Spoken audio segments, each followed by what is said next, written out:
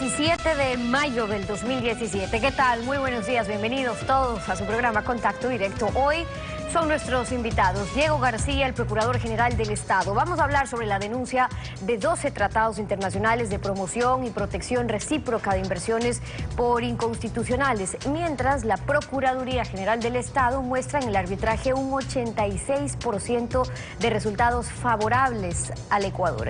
La inversión extranjera directa y su importancia para la dolarización lo vamos a revisar. También hoy estará en nuestros estudios Jaime Rumbea, vocero de la Asociación de Promotores Inmobiliarios de Viviendas del Ecuador. Vamos a hablar sobre los signos de recuperación en la demanda de viviendas, pero que aún son incipientes, y cómo influyen los gravámenes a la plusvalía. Lo examinaremos. Imae Montaño, asambleísta nacional por el movimiento Creo, sobre la apertura al diálogo en la Asamblea, un mundo desconocido para los actores políticos después de una década de confrontación. ¿Cómo sentar esas bases para un diálogo fluido, de ida y vuelta? Lo vamos a conversar. La actualidad, los protagonistas, el análisis y la información en Contacto Directo.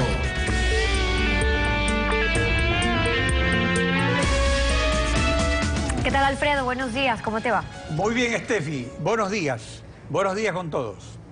La denuncia aprobada por la Asamblea de 12 tratados de promoción y protección recíproca de inversiones causa preocupación y controversia por la necesidad que tiene el Ecuador de inversión extranjera directa. Hay varios aspectos que analizar al respecto: la anulación o renegociación de esos tratados, la inconstitucionalidad de los mismos y el perjuicio o beneficio que representa para un país dolarizado con déficit en su balanza de pagos. Lo analizaremos con Diego García, Procurador General del Estado. Buenos días, bienvenido a Contacto Directo. Muy buenos días, muchas gracias por la invitación. A ver, comencemos por el costo-beneficio. Según información de Procuraduría, durante 9 años, de 2008 a 2017, el resultado de la defensa del Estado ecuatoriano en el arbitraje internacional refleja que la Procuraduría General del Estado evitó el pago del 86% del valor reclamado en las demandas, que ascendieron a un aumento de 14.688 millones de dólares, pero los tribunales solo otorgaron a las compañías 1.604 millones y mediante acuerdos de solución amistosa se reconocieron 143 millones. En cuanto a los fallos arbitrales que muchos voceros de Alianza País y también de la oposición, por diferentes razones, por supuesto, presentan como un panorama cataclísmico, ¿cuál es la realidad? ¿Van a quebrar al Ecuador estas demandas o son controversias usuales en el giro de los negocios? Desde el punto de vista de los resultados, creo que el Ecuador ha obtenido resultados positivos en los arbitrajes internacionales y ha evitado el pago de la mayor parte de los valores que han sido demandados. En el global que acaba de presentarlo usted, estamos hablando del 86%, eso incluye arbitrajes de inversiones, pero también arbitrajes comerciales y juicios internacionales o juicios más bien en jurisdicción extranjera. Pero en definitiva, el resultado de los arbitrajes obviamente siempre es menor que la pretensión de los demandantes al inicio de un arbitraje. El ejemplo es Occidental. En ese caso, Occidental pidió 3.400 millones de dólares en su demanda. La decisión inicial del tribunal les concedió 1.700 y luego de la anulación llegamos a 1.060 millones de dólares. Estamos hablando del 40% de reducción como producto del efecto de la defensa. Es decir, el resultado nunca va a estar en el mismo nivel que las pretensiones. Pero el análisis tiene que ir un poco más allá de si el resultado nos benefició parcialmente o si en realidad no debió haber habido condena alguna. Y eso es lo que hemos venido reclamando en casos como Occidental 2 o Chevron 2, en los que consideramos que más allá de que se rebajaron las cantidades en forma importante como resultado del litigio que hizo la defensa del Estado, no debió haber habido ninguna condena. En Occidental nunca debió haber llegado a un arbitraje. Estábamos hablando de materia no arbitrable, de acuerdo a lo que pactaron las partes en el contrato e inclusive de acuerdo a lo que estaba reconocido en la ley ecuatoriana. La caducidad no era arbitrable. En Chevron 2 pasó algo parecido. Nunca debió haberse litigado por denegación de justicia con un inversionista que se había ido del país 5 años antes de que el tratado que supuestamente lo protegía entrara en vigencia. De manera que la Procuraduría General del Estado, desde su punto de vista, no es que ha venido criticando todas las actuaciones de los árbitros, pero sí hay decisiones graves de los árbitros que nunca debieron haberse dado y que son producto de tratados bilaterales de promoción y protección de inversiones que fueron negociados en términos ambiguos, laxos, que no dejan en claro cuál es el alcance de los estándares de protección a favor del inversionista y que son la preocupación actual no solamente en el Ecuador, sino a nivel mundial. Yo acabo de estar en una discusión en la UNCTAD. Desarrollados como Suecia también han reclamado, o sea, no solo un asunto, digamos, de los países en desarrollo, ¿no?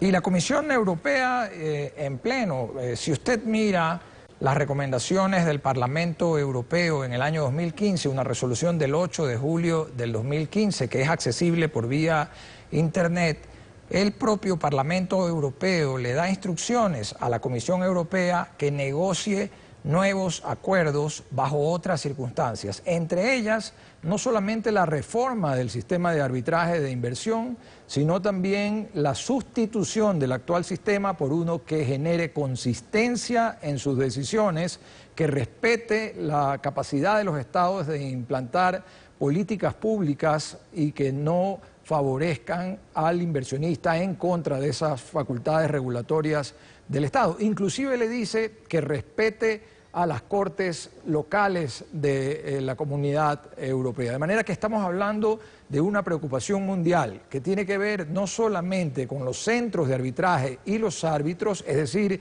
la parte adjetiva de la discusión, sino con la parte sustantiva, los estándares de protección que están fijados en los tratados de inversiones. Tienen que ser revisados. Y especialmente el problema ahí también es no solo lo que dice la legislación del Estado concernido, sino también la Constitución. Por ejemplo, acerca de la inconstitucionalidad, tenemos nosotros que el artículo 422 de la Constitución prohíbe tratados que pacten arbitrajes internacionales sobre controversias de inversiones, exceptuando los tratados e instrumentos internacionales que establezcan instancias arbitrales regionales. Esto es en la Constitución de 2008, la de 1998 también traía disposiciones que demandaron la denuncia de ciertos tratados. Ahora, la presidenta de la Federación Nacional de Cámaras de Industria, la abogada Caterina Costa, refiriéndose a la resolución de la Asamblea de Terminación de los Tratados, señaló lo siguiente, veamos. En momentos en que tenemos una transición histórica, vemos a dos funciones del Estado, la legislativa y la ejecutiva, que en vez de buscar hasta el último momento en las actuales situaciones económicas de generar mayores ingresos, mayores divisas a través de inversiones al país, de optar por razones principalmente ideológicas por la denuncia de los tratados de protección de inversión de 12 países. La Corte Constitucional, a su vez, en ciertos dictámenes, ha dispuesto que en el caso de que existan cláusulas que van en contra de la Constitución, no es necesario atacar o denunciar todo el tratado, sino que puede manejárselo de forma específica aquellos puntos donde se están generando la inconformidad con la Constitución. ¿Qué sería lo más conveniente entonces? ¿Modificar estos tratados o hacer nuevos tratados? En este momento los tratados o han sido ya denunciados o están a punto de ser denunciados según lo que ha anunciado el gobierno nacional. Pero paralelamente el gobierno también ha anunciado a través del ministro de Comercio Exterior que existe un modelo de acuerdo de inversiones propuesto por el Ecuador que busca solucionar algunos de los problemas que han sido identificados en los modelos de tratados bilaterales que se utilizaron en los años 90. Y me estoy refiriendo a esta parte sustantiva de la discusión, los estándares de protección y las limitaciones de las obligaciones de las partes. No nos olvidemos que los tratados actuales se preocuparon de fijar las obligaciones del Estado, pero no las obligaciones de los inversionistas. Entonces hay que buscar un equilibrio en las obligaciones de las partes, y esto se busca a través de este modelo que está proponiendo el Ecuador, que entiendo que ya ha sido entregado a los países con los que teníamos tratados bilaterales firmados en los años 90 y que contienen una nueva propuesta de acuerdos de inversión. Pero en todo caso es una propuesta, digamos, de arbitraje no es un modelo que no es negociable, porque es algo bilateral, digamos, del país que necesita proteger o promover sus inversiones y de hacerlo de forma mutua por otro lado, ¿no? A diferencia de lo que ocurrió en los 90, la idea ahora es que esto pueda ser discutido. Pero como le decía, esta no es una preocupación solo del Ecuador. Los países de la Unión Europea, por ejemplo, y 7 de los tratados que están siendo denunciados corresponden a países de la Unión Europea, tienen preocupaciones similares a las que tiene el Ecuador.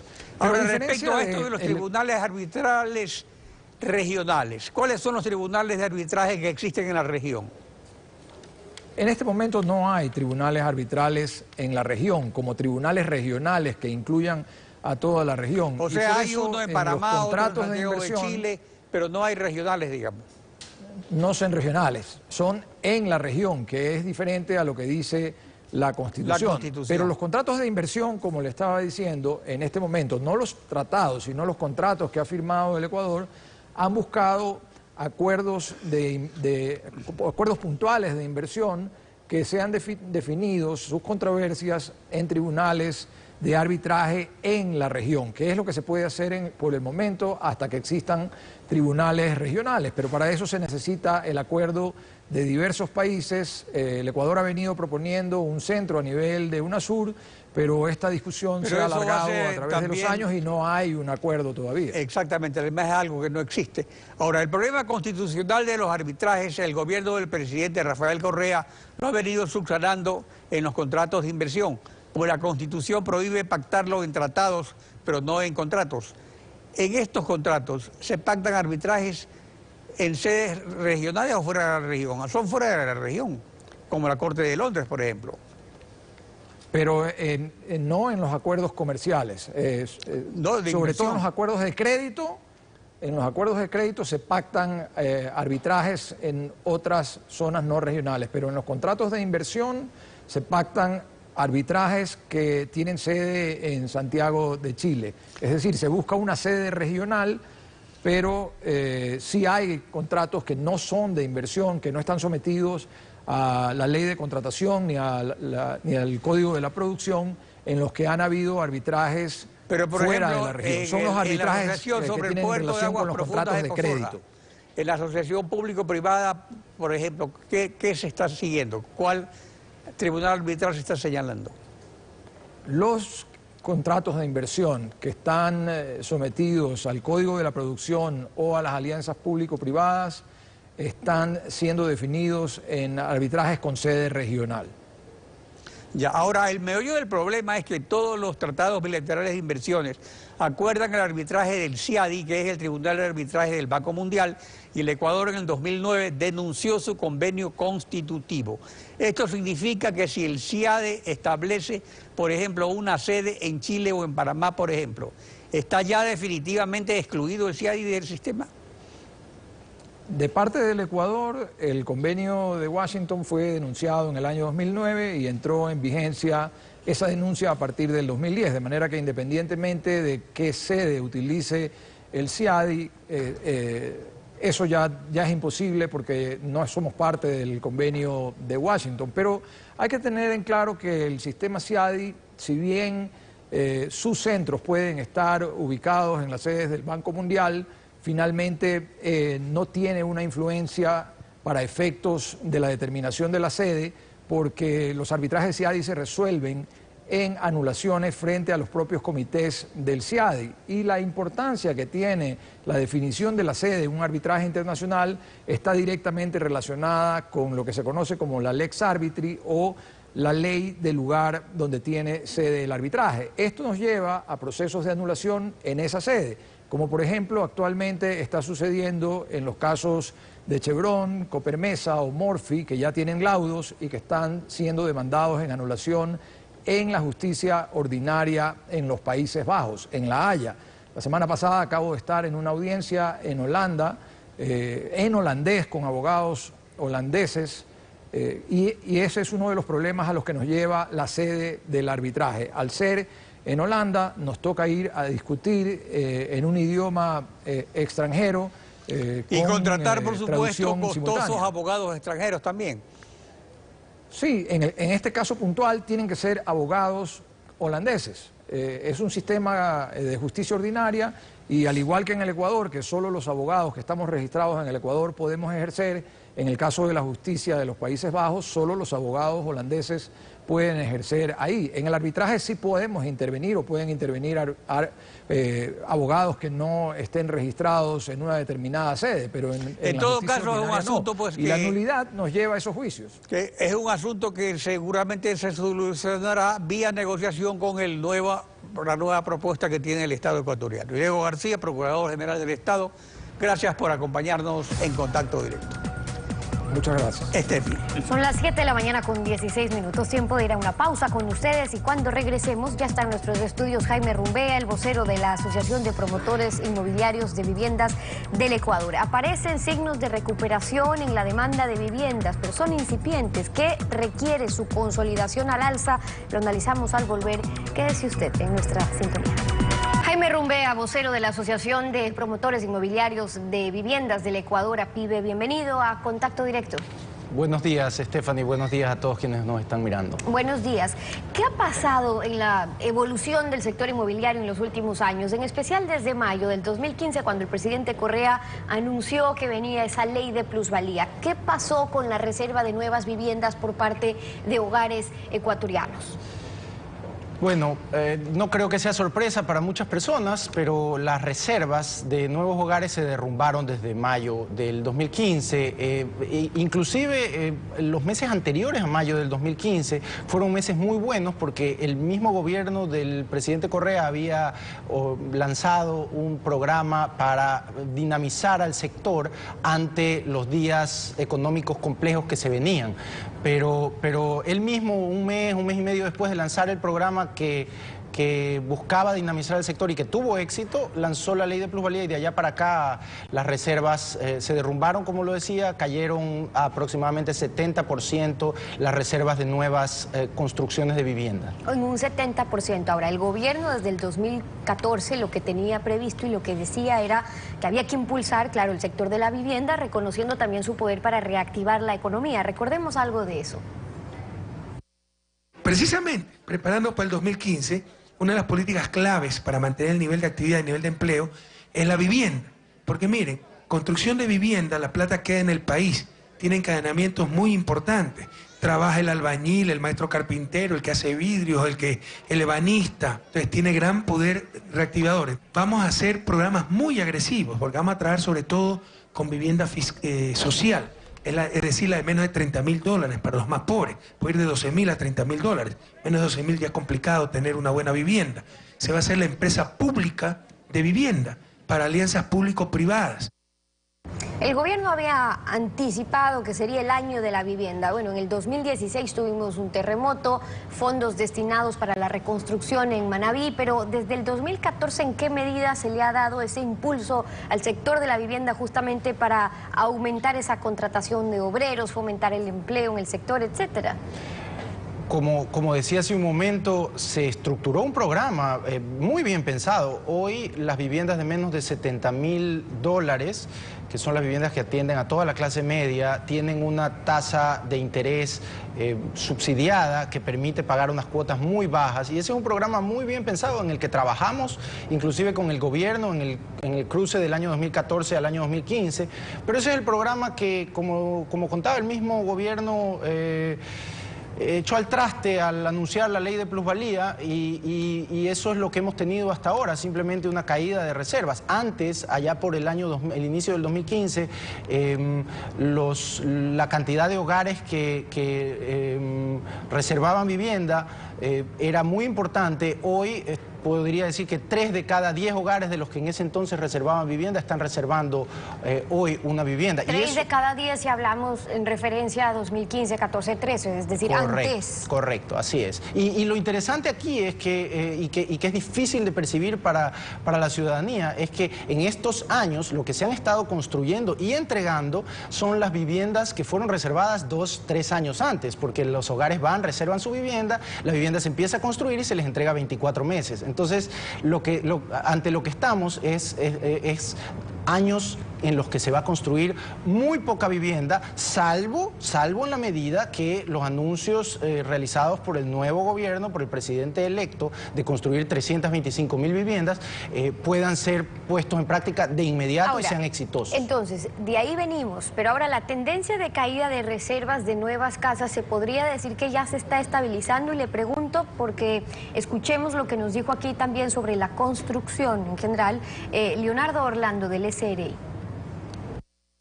Y a nivel de los sectores económicos, si podemos observar esta gráfica, la mayoría de sectores, como construcción, por ejemplo, en ventas de todos los contribuyentes, sociedades y personas naturales, el sector de la construcción crece al 34.5%, el sector del comercio crece, que era obviamente una de las actividades que más preocupación nos generaba, que es una de las actividades de mayor aporte a la recaudación nacional, crece al 11.6%.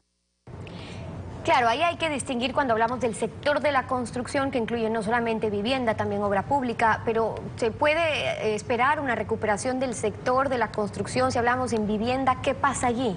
Nosotros tenemos una serie de datos muy importantes, yo diría la principal en el país, sobre cuántas viviendas se reservan cada mes. Y esa serie nos ha dicho en los últimos 3 meses que parece que hemos llegado a un nivel de estabilización. Bueno, eso tiene algo de lógica. Hoy se reservan tan pocas viviendas a nivel nacional que tarde o temprano teníamos que llegar a una estabilización. E inclusive tenemos en el primer trimestre del año unas cuantas reservas adicionales si lo comparamos con el primer trimestre del año anterior. Pero bueno, el año anterior fue el peor año de la historia de la dolarización para el sector inmobiliario, producto de la ley de plusvalía. Entonces, es decir, hay una recuperación, pero una recuperación en función del margen que hubo el año pasado, que fue el peor para el sector de la vivienda. Es correcto. Si usted le calcula pues un incremento porcentual a 0, va a dar 0, digamos. Aquí es un incremento porcentual sobre una cantidad pequeña de viviendas, que es la muestra que hoy en día se está reservando. Y entonces nosotros creemos que todavía es incipiente sacar conclusiones. Incluso estamos especulando dentro de la asociación sobre cuáles podrían ser los motivos que están detrás de esta incipiente estabilización o recuperación, y vemos que podría ser, por un lado, el anuncio o el compromiso que ha realizado en distintos foros el presidente electo de derogar la ley de plusvalía, de dejarla sin efecto. Y por otro lado podría ser pues la importante inyección de recursos de liquidez que hubo en los meses de campaña. Bueno, pero usted hace referencia a algo importante, porque el presidente electo, Lenín Moreno, se ha mostrado incluso abierto a discutir la ley de plusvalía, como se la conoce, pero la que grava también lo que consideran es una ganancia extraordinaria, es decir, por encima de lo que en la ley establecieron que tiene que ser lo aceptable ganar o recuperar al momento de vender un bien. ¿Ustedes han pedido concretamente la derogatoria de esa ley? Es correcto. Nosotros hemos pedido 3 cosas al gobierno entrante, y son básicamente la derogatoria de la ley de plusvalía, la corrección de los efectos nefastos que ha causado en la actividad. Esto produjo una paralización, como lo hemos visto, y esa paralización tiene un efecto enorme sobre la actividad económica del país. La construcción de vivienda es uno de los sectores que más contrata mano de obra urbana, y que mueve a toda la industria nacional sin hacer presión sobre la balanza comercial, la balanza de pagos, que es una de las mayores preocupaciones de la economía ecuatoriana. Hemos solicitado tener particular atención en el financiamiento de construcción, por un lado, que es el que se necesita para poner a andar las nuevas construcciones y redinamizar el sector, y el financiamiento de acceso a vivienda, de compra de vivienda que requieren los hogares. Y por último, no menos importante y sorprendente, darle particular atención a la tramitología. Si el nuevo gobierno, junto a la derogatoria de la ley de plusvalía, aspira a construir 325.000 viviendas, nosotros hemos planteado el apoyo a esa iniciativa, a esa intención, pero creemos que si no se resuelven los problemas de tramitología en los municipios va a ser imposible. Son planteamientos puntuales. Solo para cerrar, de las observaciones que ustedes presentaron en cuanto a la ley de ganancia extraordinaria, ¿qué han dicho de la ley que ignoró?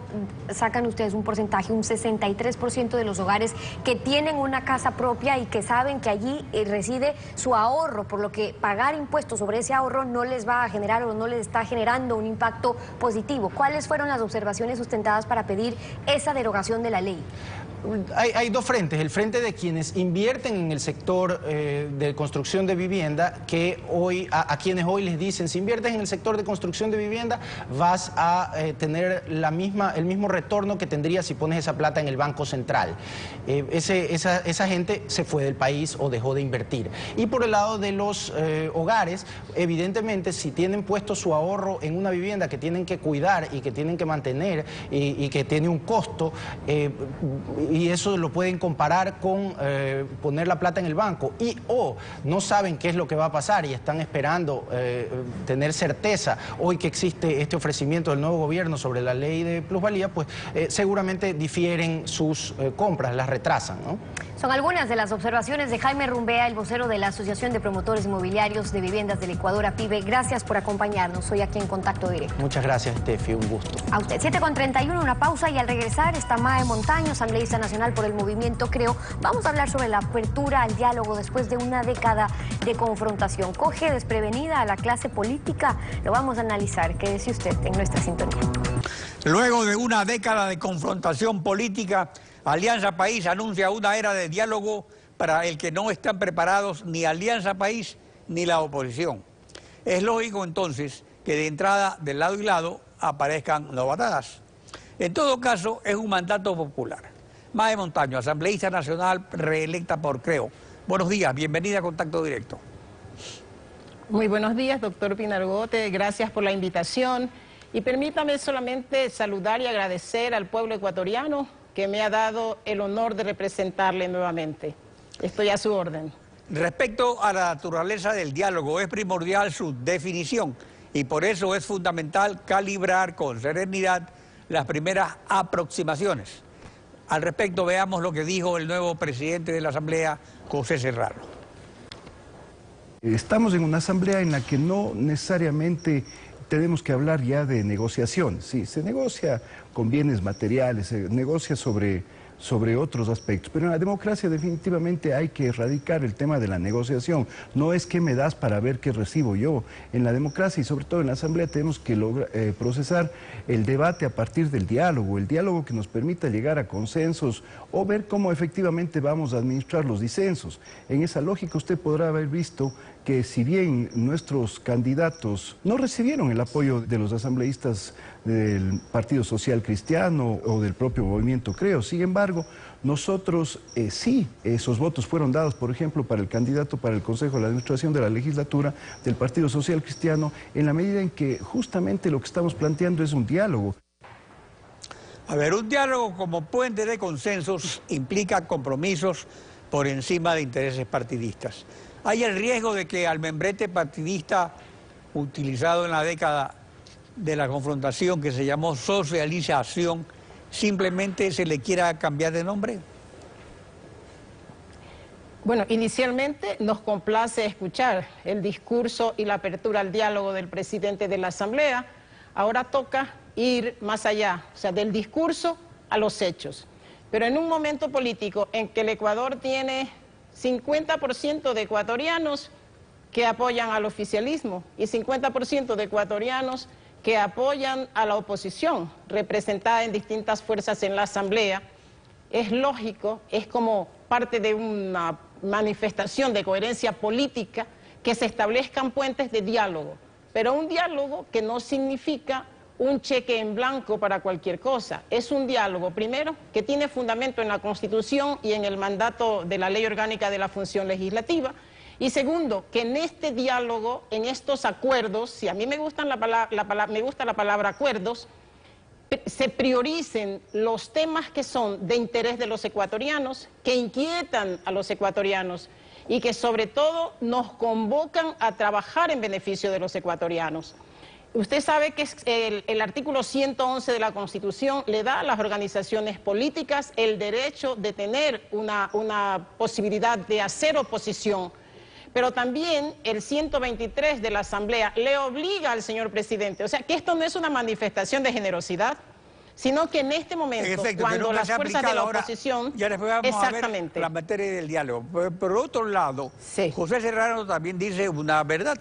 A su candidatura y también a la de los vicepresidentes, a todas las tres candidaturas Alianza País, la oposición la saludó con un voto en contra o con abstenciones. Cuando ya se sabe que es imposible elegir vocales del CAL sin los votos de Alianza País, porque no da las matemáticas.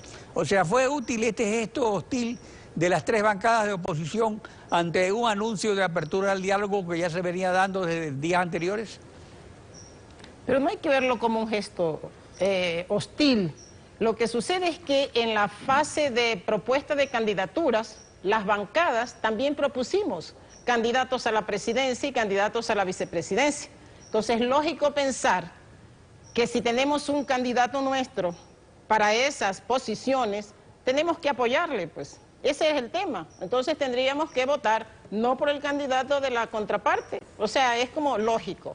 Así que ese es el mecanismo de la democracia, lo que se dio el domingo en la Asamblea. El mecanismo sería que ustedes votan por el candidato de ellos y ellos por el de ustedes, pero lo cierto es que hoy el candidato de Creo Suma a la vocalía del CAL no sería Guillermo Celli, sino Patricio Donoso, el uno rechazado y el otro aceptado por Alianza País. Pero la cuarta bancada puede presentar como candidata a Vilma Andrade, finalmente. Son los votos de Alianza País que decide quién será el CAL, que apruebe la mayoría. ¿Está esto encajado dentro de un diálogo democrático de que los asambleístas se pronuncien de acuerdo a sus preferencias personales? Claro, estos diálogos se han dado, estos acuerdos han llegado. De pronto eso pasó faltó antes del día domingo. Yo creo que el día de hoy, en la tarde, saldrá humo blanco, se resolverán esos problemas. La bancada de la Unidad por el Cambio, que conforma Creo Suma y las otras organizaciones políticas, yo creo que por un poquito de coherencia política y por justicia merecemos una posición en el CAL. Así que después de esos diálogos y de esos acuerdos, en donde ya se establecen los mecanismos para llegar a la votación, que sin duda se necesitan algunos votos de Alianza País. Así es, necesitamos la mayoría. Así que esta tarde, sin duda, ese tema de la vocalía del CAL se resolverá positivamente para la alianza de la Unidad por el Cambio. Ahora, en cuanto a la materia del diálogo sustantivo, una guía para un diálogo de doble vía es lo que ha dicho Lenín Moreno respecto a planteamientos de la oposición, como por ejemplo la eliminación del anticipo del impuesto a la renta, la reducción del impuesto a la salida de divisas, el Consejo Consultivo Tributario, un proyecto de ley anticorrupción, Código del Trabajo, nueva ley de seguridad social, incentivos al sector productivo para crear empleos, simplificación de trámites para nuevos emprendimientos. Dentro de todos estos temas, ¿qué tema, por ejemplo, es prioritario para la Alianza Creo Suma en una agenda legislativa y de fiscalización? De inicio, para sentir que hay una verdadera vocación de diálogo, necesitamos establecer entre las prioridades la reforma a la ley de comunicación, necesitamos reformar el recientemente aprobado Código Orgánico de Entidades de Seguridad, porque el libro 3 tiene que desaparecer. El Ecuador no necesita una fuerza armada de la militancia de Alianza País que se enfrente a un pueblo ecuatoriano desarmado y en paz. Necesitamos establecer la revisión de esa famosa tabla perniciosa del consumo de drogas, que es una ansiedad, una búsqueda de las madres y padres de familia en los distintos sectores de las ciudades en el Ecuador. Necesitamos definir o conseguir la amnistía para la libertad de los presos y perseguidos políticos en el Ecuador, una manifestación indispensable en esta búsqueda del diálogo. Y en lo económico necesitamos definir la estabilidad del dólar en la economía y la pausa normativa que tanto han exigido los sectores productivos para que haya esa calma, para que llegue esa confianza.